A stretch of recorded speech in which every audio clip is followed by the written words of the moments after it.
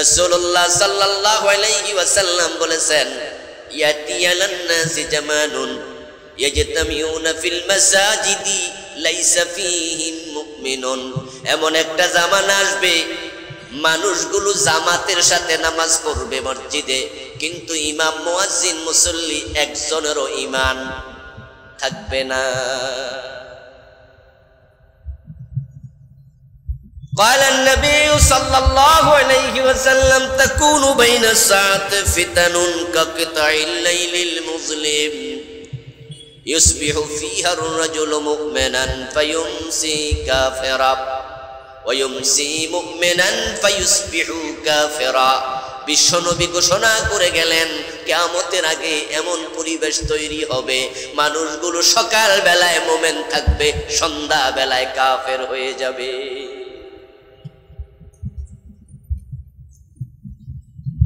এমন এক সময় কিয়ামতের আগে আসবে, আস-সাবিরু মিনহুম আলা দীনিহি কাল কাবিদ আলাল জামার। যারা দ্বীনের উপরে অটল থাকবে, ঈমানের উপরে অটল থাকবে, তারা ঘোষণা করবে, কেউ মানুক আর না মানুক আমি একা হলো মানবো। তখন এরকম ঈমানওয়ালাদের ঈমান রাখা হাতের মাঝে আগুন কয়লা রাখার মতো কঠিন হবে। ওয়াসাল্লামের পবিত্র মুখ অনুসৃত একখানা ছোট্ট হাদিসে নববী পাঠ করেছি। আল্লাহ তাআলা তৌফিক দান করলে এখান থেকে কিছু কথা বলবো ইনশাআল্লাহ।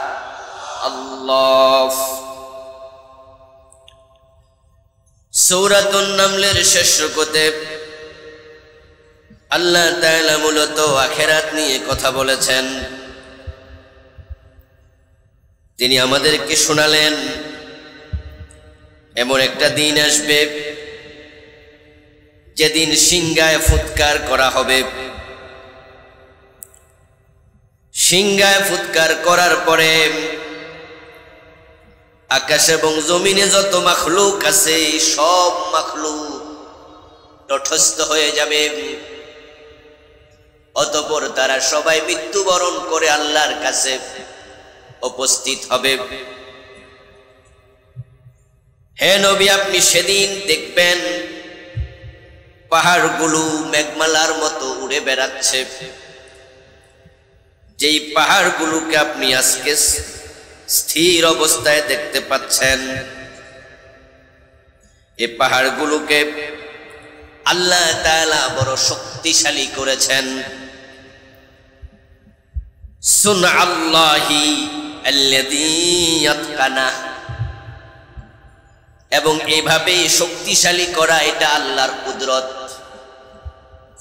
এমন ভাবে পাহাড়কে শক্তিশালী ভাবে স্থির করে রাখার ক্ষমতা আল্লাহ ছাড়া কারো নাই। এবার আল্লাহ তাআলা বলছেন, আল্লাহর কাছে হাজির হওয়ার পরে কি হবে?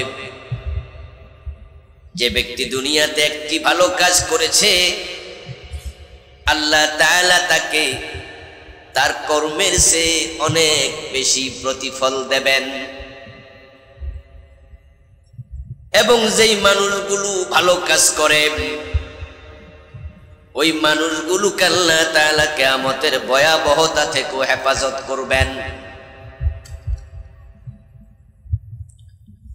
এর মানে হলো কিয়ামত যখন হবে, তখন ঈমানদার কোনো মানুষ পৃথিবীতে বেঁচে থাকবে না।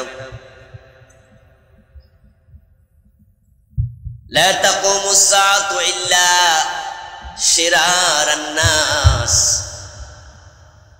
লা তাকুমুস সাআতু ইল্লা আলা শিরারিন নাস। দুনিয়ার মাঝে সর্বনিকৃষ্ট মানুষগুলোর উপরে কিয়ামত হবে।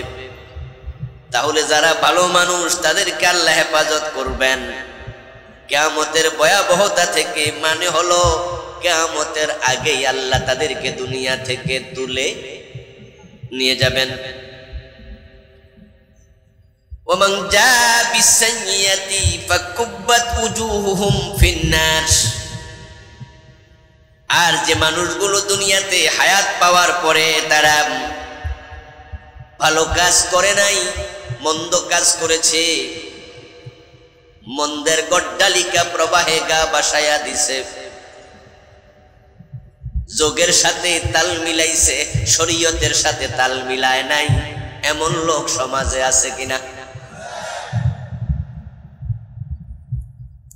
ওই মানুষগুলোকে আল্লাহ তাআলা জাহান্নামের মাঝে অধমুখে পতিত করে নিক্ষেপ করবেন।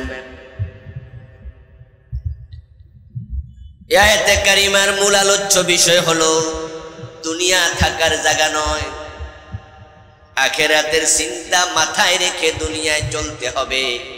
কারণ তুমি না চাইলেও তোমাকে দুনিয়াতে থাকতে দেয়া হবে না, যেতেই হবে।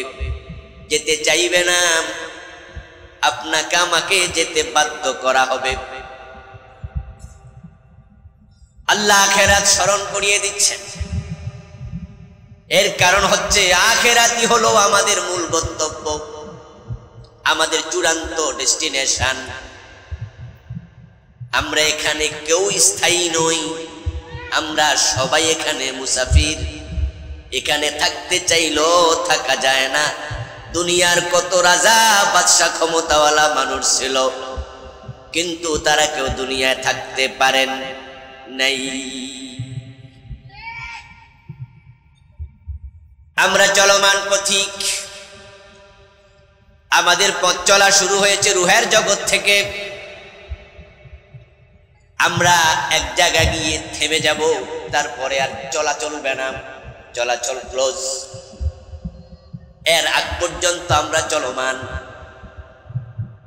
আমরা রুহের জগৎ থেকে এসেছি মায়ের পেটে, মায়ের পেট থেকে আমরা এসেছি দুনিয়াতে, দুনিয়া থেকে আমরা চলে যাব বারজাখে। ওই কবরের জিন্দিগির পরে আমরা উঠবো হাসরের মাঠে। তারপরে সেখানে আবার 50,000 বছর পরে ফুলসেরাত পার হয়ে কেউ জান্নাতে, কেউ ফুলসেরাত পার হতে পারবে না, চলে যাবে তারা জাহান্নামে। ফারিকুন ফিল জান্নাতি ওয়া ফারিকুন ফিস সাঈর। এই হলো মোটামুটি আমাদের জীবনের সাবস্টেন্স, সারমর্ম। এটাই হলো আমাদের জীবনের চলাচলের পথ, শুরু এবং শেষ। আল্লাহ তাআলা সূরাতুন নামলের শেষ রুকুতে আমাদেরকে স্মরণ করালেন, এই পৃথিবীটা আমি বানাইছি, আবার সিংহায় ফুৎকারের পরে এক ধাক্কায় পৃথিবীটাকে আমি আবার মেসাকার করে ছেড়ে দেব।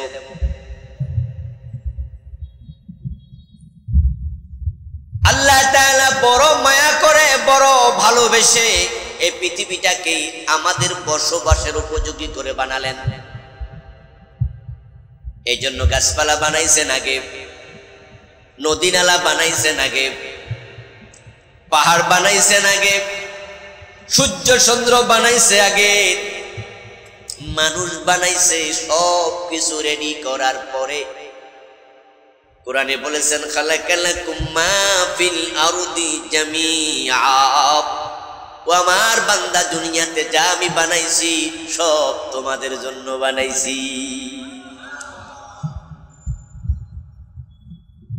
মানুষ বানানোর পরে যদি গাছ বানাতো তাহলে মানুষ অক্সিজেন কোথায় পেত? মানুষ বানানোর পরে যদি সূর্য বানাইতো, পৃথিবীটা বরফে ঢাকা থাকতো।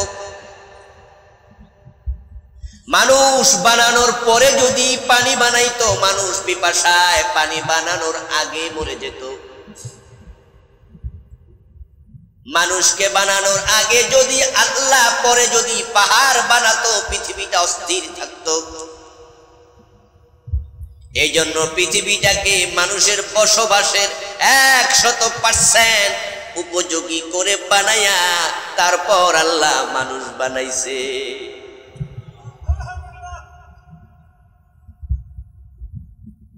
কোরআন মাজিদে তিনি বলতেছেন খালাকালাকুম মা ফিল আরদি জামিআ আল্লাহু লিন-নাফ'i ওয়া আলা লিদ-দারার।